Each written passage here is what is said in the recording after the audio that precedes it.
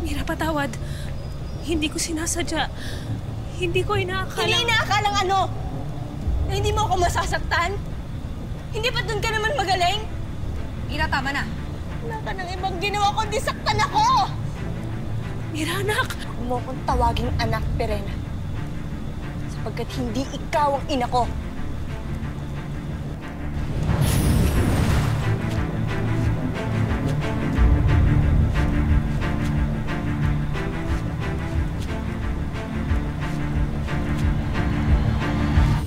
Eder!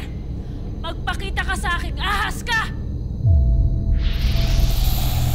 Mag-iingat ka sa iyong mga susunod na gagawin, Perena. O nakalimutan mo na ba agad ang ating kasunduan? Bibigyan kita ng isang kapangyarihan na maaari mong gamitin laban sa iyong mga kapatid. Naibigay mo na ito sa akin. Ngunit may hihilingin akong kapalit. Ano yon? Ang iyong buhay sakaling sumira ka sa ating usapan.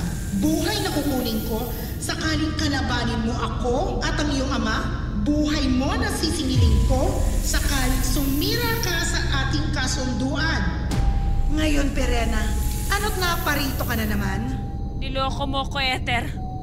Ang sabi mo sa akin ay gagawaran mo ko ng kapangyarihan. Ngunit isang sumpa ang ipinagkaloob mo. Hindi ba't kailan lamang ay nagpapasalamat ka sa nakuha mong bagong kakayahan? Ano't bigla yatang nagbago ang hangin? Hindi ko mayakap ang aking anak. Nang siya ay aking hawakan, nalapnos ko ang kanyang balat. Anong uri ng kapangyarihan ang nakakapanakit ng kanyang minamahal? Ang kapangyarihang handog ko. Anong akala mo, Perena? Basta-basta na lamang ako nang mimigay ng kapangyarihan? Kung gano'n ay bawiin mo na lamang ang kapangyarihang ipinagkaloob mo. Hindi ako bumabawi ng basbas, Perena. Ngayon ay magpakasaya ka sa kapangyarihang hinangad mo. Eder! Eder!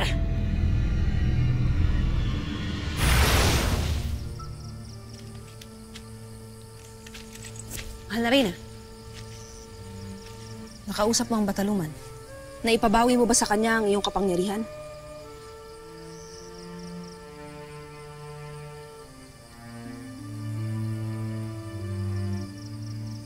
Kay tagal kong hindi nakita ang aking anak.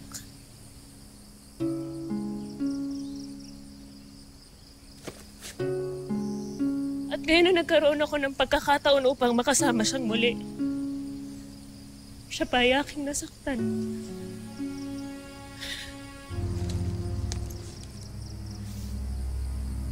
Hindi mo na kailangan pag-aangin pa ang aking loob, Gurna. Tanggap ko na ako mismo ang gumagawa ng sarili kong suliranin. Kailangan ko rin tanggapin na hindi ko na mayayakap ang aking anak.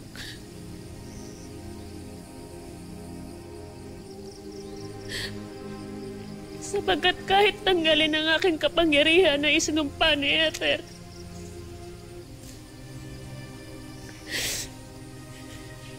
hindi pa rin na naisin na Mira na ako ay mayakap niya.